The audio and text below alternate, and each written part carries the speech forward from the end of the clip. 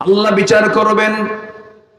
সেই বিচারের দিবসে কোন বুজুর্গ আমার কাছে আসবে না, কোন ব্যক্তি আমার কাছে আসবে না। আমার সেদিন কাজে আসবে ডান হাতের আমলনামা। আমি যদি ডান হাতের আমলনামা নিয়ে সুন্দর করে দুনিয়া থেকে বিদায় হয়ে যায়, এই আমলটা আমাকে জান্নাতের রাস্তায় পৌঁছায় দেবে। জোরে বলি সুবহানাল্লাহ। কোন ব্যক্তি আমাকে কিছুই করতে পারবে না। ইয়াউমা ইয়াফিরুল মারউ মিন আখিহি ওয়া উম্মিহি ওয়া আবিহি ওয়া সাহিবাতিহি ওয়া বানিহি। সেদিন ভাই ভাই থেকে পালাবে, মা সন্তান থেকে পালাবে, বাবা সন্তান থেকে পালাবে, কেউ কাউকে চিনবে না। আর এইদিকে কিছু কিছু বান্দা মনে করে আমি আমার মরার পরে পীর সাহেবের পা ধইরা ঠ্যাং ধইরা জান্নাত পার হয়ে জান্নাতে যাব। যেদিন বাপের কাছে আসতেছে না, আপনার কেউ কোনো উপকার করতে পারবে না। আমার উপকার করবেন একমাত্র কে? আসতে বলবেন না, কে উপকার করবেন? অতএব কোনো মাজার দেখলে পরে মাজারে কোনো টাকা পয়সা দিবেন না। টাকা দরকার মরা মানুষের না জিন্দা মানুষের? বলেন, টাকা দরকার মরা মানুষের না জিন্দা মানুষের? জিন্দা মানুষের টাকা দরকার, আমরা জিন্দা মানুষকে দেব। জোরে বলি ইনশাআল্লাহ। চলে গেছে ইমান বিক্রি করার জন্য মাজারে, যায় সোজা সেজদা মারে। এই মস্তক কারোর সামনে কি সঁপিয়ে দেওয়া যাবে? আসতে বলেন, সঁপিয়ে দেওয়া যাবে? একটা হাদিস বের করে দেখাতে পারবেন জামান নবীজি কোন সাহাবীকে দিয়ে উনি সেজদা নিয়েছেন? এখানে আলেম ওলামা আছেন, আছে এরকম? তাজিমি সেজদা নামে এক ভণ্ড একটা কথা বলেছে নাকি তাজিমি সেজদা নাকি আছে। কে বলেছে এই কথা? আমার নবীজি কোন সাহাবী কর্তৃক সেজদা নেননি। আমার নবীজি তায়েফের ময়দানে গিয়ে কালিমার দাওয়াত দিতে গেছেন। তিনি কি ফুল পেয়েছেন না পাথর পেয়েছেন? পাথর। পাথরের আঘাতে রাসূল জর্জরিত হয়ে গেলেন, রাসূল মুখ থুবড়ে পড়ে গেলেন। নবীজির পাশে কেউ নাই। সেই সময় রাসূল 3টা দিন 3টা রাত তিনি না খাওয়া ছিলেন। মাথা রক্তগুলো গড়ে গড়ে পায়ের তলে জুতার সঙ্গে পায়ের তলার জমাট বেঁধে গেছে। নবীর পাশে কেউ নাই। নবীজি আমার সেন্সলেস হয়ে পড়ে থাকলেন। ওই সময় কাফের মুশরিকরা ভেবেছিল রাসূল বুঝি দুনিয়া থেকে বিদায় নিয়েছেন। আমার নবীজির সেন্সটা ফিরে আসলো। সেন্স ফিরে আসার সঙ্গে সঙ্গে সেখান থেকে তিনি পিছনের দিকে তাকায় দেখেন কেউ নাই। চক্ষু বন্ধ করে নিজেকে বাঁচার জন্য দৌড় মারলেন সামনের দিকে। দৌড় মেরে আর পারলেন না সারতে। সামনে গিয়ে দেখেন একটা আঙ্গুর বাগান। আঙ্গুর বাগান দেখে মাত্রই চট করে আঙ্গুর বাগানের মধ্যে ঢুকে গেলেন। মাথা চক্কর মেরে পড়ে গেলেন। হাত পা ছেড়ে দিয়ে তিনি চিত হয়ে পড়ে থাকলেন। 3 দিন 3 রাত পেটে কোনো খাবার যায় নাই, পানি পর্যন্ত যায় নাই।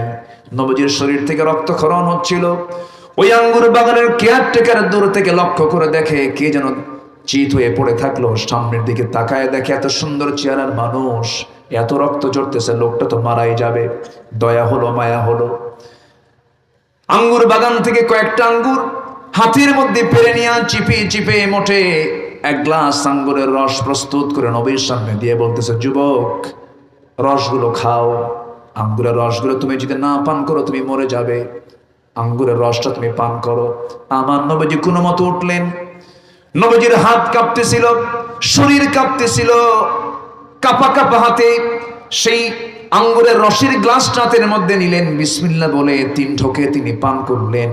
3 ঢোকে পান করার পর আমার নবীজি একটা মুস্কি হাসি মেরে যুবকের দিকে তাকায়, যে যুবককে রাসূল কোনোদিন দেখেন নাই তাকে তাকায় লক্ষ্য করে বলছেন, যুবক, তোমার নাম তো আদ্দাস।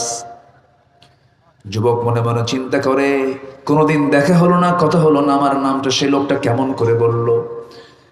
অবাক হয়ে গেছে, অবাক চিত্তে তার সামনে দাঁড়িয়ে আছি, তার দিকে তাকায় আছি। রাসূল বলছেন, যুবক, আমার দিকে তাকিয়ে তুমি কি চিন্তা করো? তোমার নাম আদ্দাস, তোমার জন্ম হলো নিনুয়া নামক গ্রামে। আমার গ্রামের বাড়ির নাম নিনুয়া। তোমাকে কে বলে দিল? কেউ তো জানে না এখানকার মানুষ। আমার গ্রামের নাম নিনুয়া, আমার নাম আদ্দাস, তোমাকে কে বলে দিয়েছে? আমার রাসূল বলছেন, তুমি যে গ্রামে জন্মগ্রহণ করেছো সেই গ্রামে জন্মগ্রহণ করেছেন আল্লাহর পয়গম্বর ইউনূস আলাইহিস সালাতু ওয়াস সালাম। সঙ্গে সঙ্গে বলতেছি, আল্লাহর পয়গম্বর ইউনূসের জন্ম ইতিহাস তুমি কোথায় পেলে?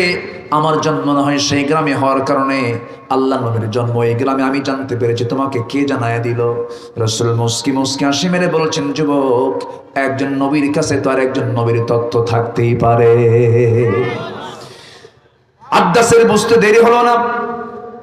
আদ্দাস শিরকি চেতনা লালন করত সেই সময়, খ্রিস্টানি কায়দা অবলম্বন করে, কৃষ্টি কালচার অবলম্বন করে সে ছিল সেই সময় খ্রিস্টান, নাসারা ছিল। সে করলো কি, সেই সিস্টেমটা কায়দাকে ফলো করে আমার নবীর দিকে দুইটা হাত নবীর দুইটা পায়ের দিকে নিয়ে রাসূলকে সম্মানজনক সেজদা দিয়ে ধন্য করবে। রাসূল চট করে সরে দাঁড়ালেন। সরে দাঁড়ায়া সে আদ্দাসের দুইটা হাত শক্ত করে ধরে বুকের সঙ্গে বুক লাগায়া বলছেন, আদ্দাস, তুমিও বান্দা আমিও বান্দা, আনা বাশারুম মিসলুকুম ইউহা ইলাইয়া আন্নামা ইলাহুকুম ইলাহু ওয়াহিদ। তুমিও বান্দা আমিও বান্দা, শুধু পার্থক্য হলো আমার কাছে ওহী আসে, তোমার কাছে ওহী আসে না। বান্দা হয়ে বান্দার কাছে কখনো সেজদা দেওয়া যাবে না। বান্দা হয়ে বান্দার কাছে সেজদা দিলে তার ইমানটা শূন্য হয়ে যাবে। আমি তোমাকে সেজদা দিতে দেব না। সঙ্গে সঙ্গে আদ্দাসের বুঝতে দেরি হলো না। আদ্দাস বলে ফেলতেছে, আপনি যে আল্লাহর পয়গম্বর, কোনো সন্দেহ নাই। আপনি আমাকে পড়িয়ে দেন, আশহাদু আল্লা ইলাহা ইল্লাল্লাহু ওয়াহদাহু লা শারীকা লাহু ওয়া আশহাদু আন্না মুহাম্মাদান আবদুহু ওয়া রাসূলুহু। হেদায়েতের মালিক কে? আসতে বলবেন না, হেদায়েতের মালিক কে? আল্লাহ তাআলা। আমার বন্ধুগণ, নবীজি কারো কাছ থেকে সেজদা নেন নাই। এমন দরবার আমার দেশে আসি, ভণ্ড কিছু দরবারের ভণ্ড লোকেরা দুইটা পা সামনে দিয়ে রাখে, মুরিদরা গিয়ে তার পায়ে সেজদা মারে। আছে না নাই? বলেন, আসতে বলবেন না, আছে না নাই? এই সমস্ত ভণ্ড কারবার যে সমস্ত দরবারে হয়, সেই দরবারে যাওয়া হালাল না হারাম? আসতে বলবেন না, হালাল না হারাম? সেই জায়গায় যাওয়া যাবে? ইমান থাকবে না, চলে যাবে। ইমান চলে যাবে, ইমান নষ্ট হয়ে যাবে। ইমানের যত্ন নিতে হবে। আল্লাহ রাব্বুল আলামিন আরেক জায়গায় বলছেন, ওয়াল্লাযীনা আমানু ওয়া লাম ইয়ালবিসু ঈমানাহুম বিযুলমিন উলাইকা লাহুমুল আমনু ওয়া হুম মুহতাদুন। ঈমান যারা আনবে, ইমানকে যারা জুলমের দ্বারা আচ্ছাদন করবে না, শিরিক থেকে যারা মুক্ত রাখবে, আল্লাহ বলছেন এই সমস্ত বান্দা নিরাপত্তার মধ্যে থেকে যাবে। এই সমস্ত বান্দাগুলোই আমার হেদায়েত প্রাপ্ত বান্দা। জোরে কোন সুবহানাল্লাহ।